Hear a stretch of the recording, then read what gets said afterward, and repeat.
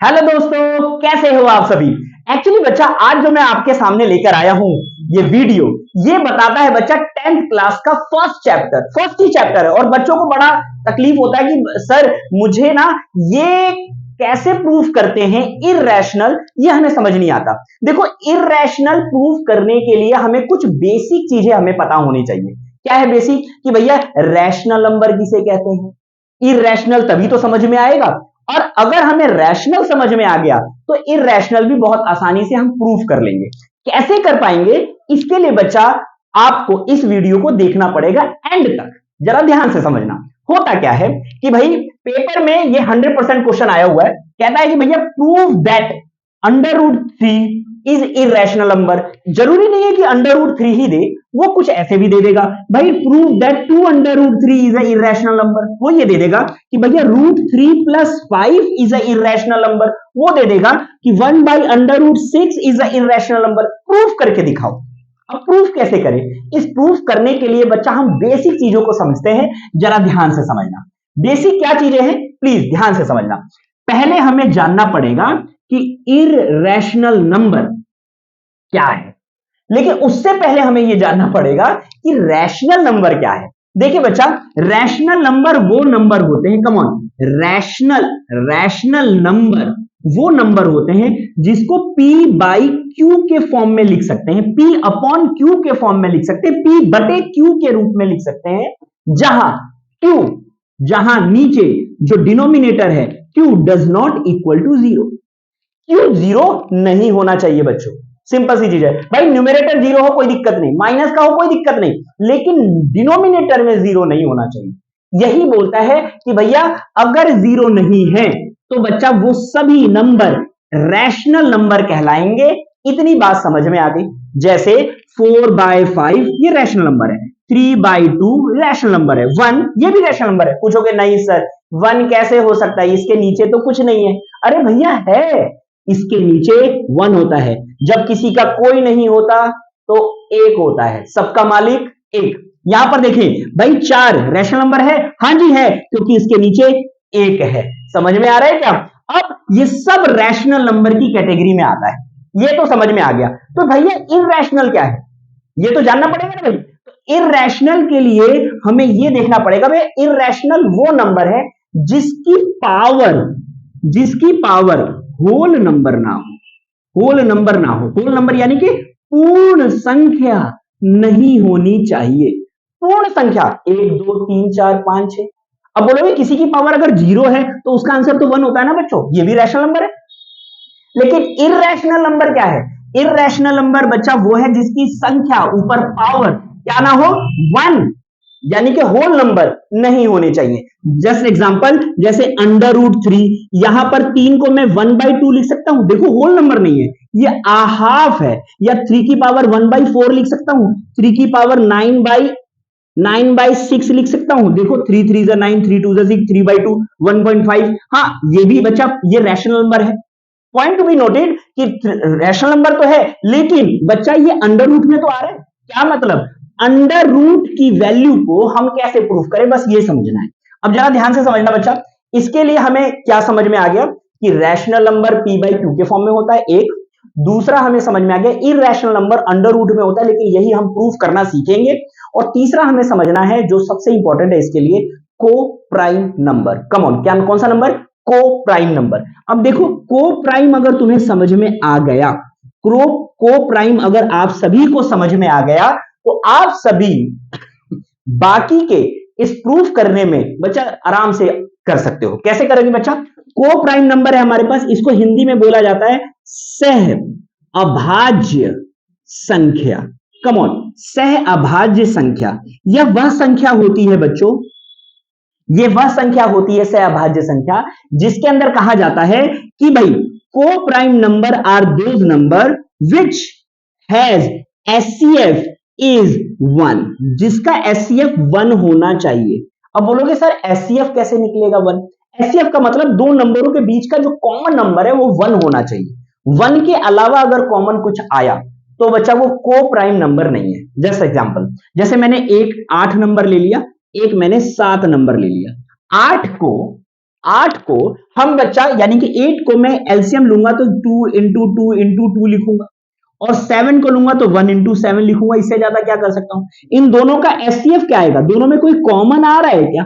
नहीं, तो एक कॉमन माना जाता है, क्योंकि एक तो सबके साथ ही होता है ना भाई, तो एक कॉमन है, यानी कि हम कह सकते हैं 8 और 7 सॉरी 8 और 7 दोनों के दोनों कैसे नंबर हैं? वो को प्राइम नंबर है। कम ऑन, को प्राइम नंबर है, क्योंकि दोनों का एचसीएफ क्या है? 1। अब जरा मुझे बताना, ये 9 और ये 3, क्या ये दोनों को प्राइम नंबर है? बोलो बोलो, क्या ये दोनों को प्राइम नंबर है? 9 को क्या लिखेंगे? 3 × 3, और 3 को क्या लिख सकते हैं? 3। तो जाहिर सी बात है इसका एचसीएफ कितना आ गया? 3, क्योंकि दोनों में कॉमन है, तो इसीलिए बच्चा ये को प्राइम नंबर नहीं है। ये अगर दो कंसेप्ट समझ में आ गए तो बच्चा इसको प्रूफ आप आसानी से कर लोगे। ठीक है, मैं अब इसको इरेज कर रहा हूं और जरा समझो कि इस क्वेश्चन को करने का अप्रोच क्या है। हम देखेंगे कि भाई जो भी ये नंबर लिखा है √3, हम ये मान के चलते हैं कि चलो ये इरेशनल हमें प्रूफ करना है। मान लिया कि ये इरेशनल नहीं है, ये रैशनल है, मान लेते हैं। मानने में क्या जा रहा है? तो हमने क्या लिखे? Let us assumed that √3 is rational number. मैं हिंदी में बोल देता हूं बच्चा कि भाई माना, हम ये मान के चलते हैं कि भाई माना √3 एक परिमेय संख्या है, परिमेय संख्या है, ये हमने मान लिया। अगर ये परिमेय संख्या है तो आप सभी को पता है √3 को हम कैसे लिख सकते हैं? a/b के फॉर्म में लिख सकते हैं। पॉइंट टू बी नोटेड, ये a/b वही है जो p/q था। क्यों? क्योंकि हमने रैशनल नंबर किसे कहते हैं? जिसको p/q के फॉर्म में लिख सकते हैं, जहां q 0 के बराबर नहीं होता। यहां पर भी वही है कि भाई √3 इज a/b, हम लिख सकते हैं यहां पर where b does not equal to 0, जहां पर भैया b 0 के बराबर नहीं होगा। और ये a और b को मान के क्या चल रहे हैं कि भैया a और b दोनों को प्राइम नंबर है। कम ऑन, क्या कौन सा नंबर है बच्चा? को प्राइम नंबर। को प्राइम नंबर अभी अभी बताया था बच्चा, को प्राइम नंबर जिसका मतलब एचसीएफ बच्चों, जिन दो नंबरों का एचसीएफ 1 आए, इसका ये मतलब होता है। तो भैया ये वो दो नंबर है जिन दोनों का एचसीएफ 1 आए, ओके, और √3 को हमने a/b के फॉर्म में लिख दिया। अगर आपने लिख दिया तो बच्चा अब अगला स्टेप क्या कहता है? भैया स्क्वायरिंग बोथ साइड। स्क्वायरिंग क्यों किया बच्चा? स्क्वायरिंग बोथ साइड, जैसे ही आप दोनों तरफ क्या करोगे? स्क्वायर करोगे, तो क्या होगा? यानी कि दोनों तरफ वर्ग करने पर, दोनों तरफ वर्ग करने पर दोनों तरफ वर्ग करने पर, जैसे ही इसका वर्ग करोगे, स्क्वायर करोगे, तो √3 का स्क्वायर हो जाएगा, a/b का स्क्वायर हो जाएगा। तो वैल्यू क्या आएगी बच्चों? √3 का स्क्वायर 3 ही आएगा, क्योंकि ये √ का मतलब क्या होता है? 1/2 कट जाएगा, और यहां पर a का स्क्वायर अपॉन में b का square. Point to be noted, a का स्क्वायर अपॉन में b का स्क्वायर। क्या मैं इस b के स्क्वायर को इस साइड में कर सकता हूं? क्योंकि इक्वल के साइड डिवाइड इस साइड में आके मल्टीप्लाई हो जाएगी, तो मैं ये आ जाएगा b का स्क्वायर, और ये 3 मैंने नीचे डिवाइड में लगा दिया, 3a का स्क्वायर। तो हमारे पास क्या कहानी आती है बच्चा? ये आ गया b का square is equal to a का स्क्वायर डिवाइड बाई 3। ये ध्यान से समझना है, b का square is equal to a का स्क्वायर अपॉन में 3। This is your equation first.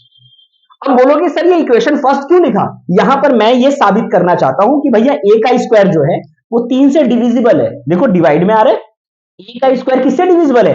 3 से डिविजिबल है।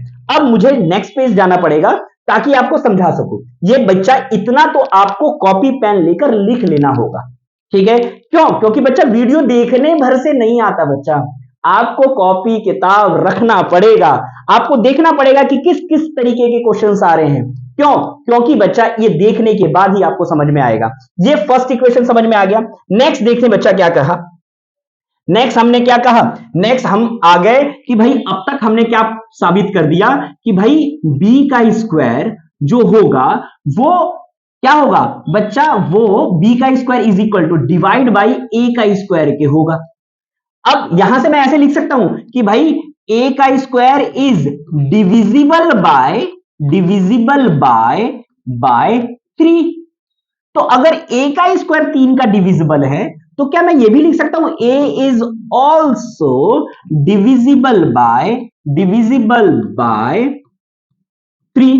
बोलो कैसे? सिंपल सी चीज है, ध्यान से समझना बच्चा। अगर किसी जैसे 49 अगर 7 से डिविजिबल है, या 49 की जगह अगर मैं कुछ ले लूं जैसे 9 3 से डिविजिबल है, तो अगर, क्योंकि ये ए का स्क्वायर है, ए का स्क्वायर हमने ए 3 मान लिया, तो अगर मैं इसका ए करूं तो वो भी 3 से डिविजिबल ही होगा ना बच्चा।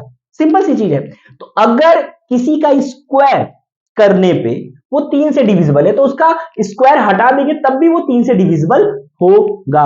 ओके, अब ये तो समझ में आ गया भैया ये 3 से डिविजिबल होगा, इतना समझ में आ गया। अब हम नया स्टेप क्या आने वाला है आपके सामने आ रहा है कि let A square is equal to क्या मान लिया 3c। अब ये बोला कि भैया 3c क्यों माना हमने? सिंपल सी चीज है बच्चा, a का square is equal to 3c मानने के पीछे यहां रीजन क्या है कि यहां भाई c जो है एक इंटीजर मान लिया भैया, एक इंटीजर है ये, कोई सा भी इंटीजर क्या होता है? पूर्णांक। पूर्णांक क्या होता है? जो माइनस में भी नंबर हो सकता है, जो प्लस में भी नंबर हो सकता है। और 3 से मल्टीप्लाई कर दिया कि भैया a का स्क्वायर कितने के बराबर है? 3 के स्क्वायर के बराबर है। एक काम करते हैं, क्योंकि यहां पर a का स्क्वायर ऑलरेडी है तो a is equal to 3c के हमने मान लिया। लेट करेंगे, याद रखना स्क्वायरिंग बोथ साइड, यहां पर दोबारा करेंगे स्क्वायरिंग बोथ साइड, दोनों तरफ स्क्वायर करेंगे तो क्या आएगा? a का square is equal to 3c का होल स्क्वायर आएगा। तो a का स्क्वायर कितना आएगा? 9c का स्क्वायर। कम ऑन, a का स्क्वायर कितना आ गया? 9c का स्क्वायर। इतना समझ में आ गया। अब सबसे बड़ी बात कि इतना समझ में अगर आ गया तो अब हम इसको हम क्या करेंगे? उस फर्स्ट इक्वेशन में पुट कर देंगे जो हमने फर्स्ट इक्वेशन इसको मानी थी। बोलो हाँ, इसको पुट करो। चलो क्या आएगा बच्चा? b का square is equal to a का स्क्वायर की जगह मैं क्या लिख सकता हूं? 9c का स्क्वायर अपॉन में क्या लिख सकता हूं? 3। यस और नॉट? अब इससे डिवाइड कर दो, 3 1 जा 3, 3 3 जा 9। ओके, तो यहां पर क्या निकल गया? b का square is equal to 3c का स्क्वायर। c का स्क्वायर यही है, 3 यहां पर आके क्या हो जाएगा? डिविजिबल हो जाएगा। मैं यहां लिख रहा हूं बच्चों, यहां देखो c का स्क्वायर इज इक्वल टू 3 इसके नीचे आएगा जो डिवाइड हो जाएगा, b का स्क्वायर डिवाइड बाय 3। क्या मतलब इसका? इसका ये मतलब बच्चों कि भैया b का square is also divisible by 3। Point to be noted. तो हम यहां लिख सकते हैं भाई b का square is divisible by 3। So b is also divisible by 3। अब इतनी सी कहानी से हमने क्या साबित किया कि बच्चों कि b भी 3 से डिविजिबल है, a भी 3 से डिविजिबल है। और दोनों ही केस में हम ये कह सकते हैं जब दोनों ही नंबर 3 3 से डिविजिबल है तो क्या हम इन दोनों का एचसीएफ 3 निकाल सकते हैं? अगला कहानी देखो, अगली कहानी हम लिखेंगे भैया a b both number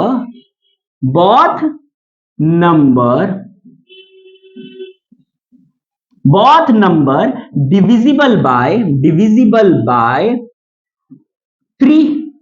so we can say, हम ये कह सकते हैं a b का जो एचसीएफ है वो बच्चा 3 होगा, क्योंकि दोनों 3 से डिविजिबल है। लेकिन ये तो कॉन्ट्राडिक्ट हो गया। But a and b are को प्राइम नंबर। लेकिन भैया a और b तो भैया सअभाज्य संख्या थी जिसका एचसीएफ क्या आना चाहिए? एचसीएफ a और b का क्या आना चाहिए? 1 आना चाहिए। ये लिखोगे तो को prime number HCF should be 1। लेकिन दिस ये कॉन्ट्राडिक्ट क्यों हो रहा है? This contradict has been arise due to